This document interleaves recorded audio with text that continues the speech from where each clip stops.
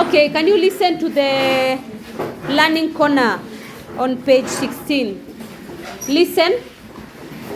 Can you leave the shutters alone? Can you leave them alone? Yes. In order to address community needs for a better life, you can do the following. Observe your surroundings to identify problems. Talk to community members to understand their needs and concerns. Some of the needs areas are possible. Intervention include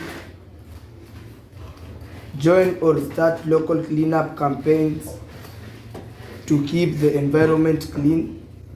Help younger children with tutoring or homework. Organize food drives or clothing donation for those in need. Encourage planting trees and garden to improve air quality and provide fresh food. Share information about exercise and health eating. Use social media or school platform to raise awareness about community issues. Organize event or presentation to educate others on how to help one another. Work with friends, family, and local organizations to increase impact. Respect different opinions and cooperate towards shared goals. Show kindness, responsibility, and leadership daily. Develop problem-solving, communication, and teamwork skills. Stay informed by reading and researching community issues. Thank you. One clap for him. So here, what are we saying?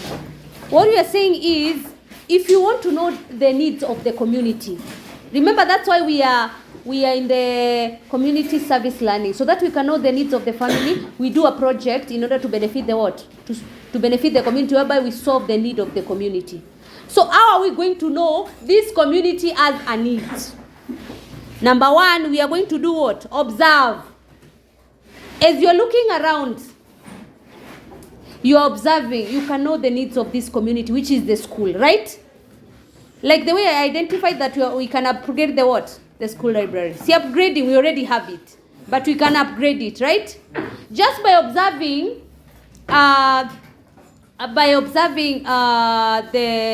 the school, we are going to walk around, as I told you. We can easily observe other needs that are required in the school. For example, remember that we are going to do funds drive here in the school, right? Yeah. We are going to do one so that we can, where are we doing the Arambe? What is it for? To raise money for what? To buy what? School? School bus? No, we have a school bus. School what? Yes, van. So before we did that, before the drive is, before they decided that we were going to do a funds drive here, what they did is they had to identify, they had to look at the needs of the school, and they noted that we don't have a school what? Van, right? Yes. So the stakeholders here want to get one. So now you can easily, that one you don't have to observe, but you can observe that we don't have one, but we require one, right? So if you want to know the needs, you observe. Number two, you talk to the community what? Members. And the community members here are the learners, you, right? We also have community, we have the teachers, yes? And then we have the what? The subordinate staff, right? Yes. You know some of the needy areas and possible interventions. So we have needy areas, and how can you intervene? We have areas that are very dirty. So we need to clean up campaigns, whereby so that we can make the environment what? Clean. We have children with difficulty in learning. So we can be able to organize tutoring for them, right? Tutoring for them because they have challenge with gaining the education. We also have not even students. We have children in the community who do not have clothes,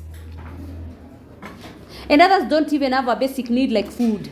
So what you can do to intervene is you organize food drives, and you you offer clothing what? Donations. Also, another way we can intervene to the needs of the community is whereby we encourage tree planting. If you plant trees, we'll have security of food. We'll have security of food. Also, you encourage healthy eating. You don't only eat junk. You eat what? Healthy. You also share information to the people about why they should exercise daily. Why you should walk instead of being what? Instead of driving, right? So we are in case study. Local leaders, someone else to come and read activity 2 here. Yes, very good.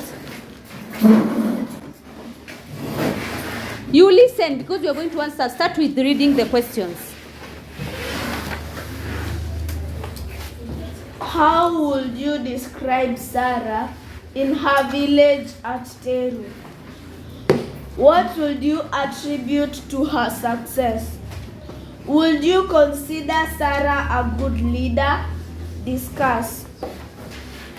Sarah, community health advocate. Sarah, a nurse and a community health advocate in the village of Tera, noticed the high rates of preventable diseases affecting her neighbors. Determined to make a difference, she started a health education program focusing on hygiene and nutrition. Over 2 years, her effort led to a 30% drop in waterborne diseases. She organized workshops that reached more than 200 families, teaching them about proper sanitation and healthy eating. Sarah also trained local volunteers to continue spreading this knowledge, encouraging the community to take charge of their health. By understanding the village's unique challenges and explaining important health information clearly, Sarah inspired many to join her mission to improve life in Teru. Yes, very good. One clap for him. He read very well. Come and read the one for C.R.E, so that now they do both of them in groups. The one for C.R.E. Listen about C.R.E. C.R.E, youth mentor. C.R.E is a dedicated teacher and mentor in his town. He noticed many young people lacked guidance and chance to grow personally. To help, he started a mentorship program called Future Leaders. Through this program, over 150 young people gained skills in leadership, communication, and entrepreneurship. Many went on to play active roles in community projects and local governance. C.R.E also encouraged older youths to mentor younger ones, build a strong, supportive network. He inspired the youth by sharing his own story and successes. His mentoring fit their individual needs. He led by example with honesty and accountability. Yes, thank you. One clap for him. So can you be in groups of 9?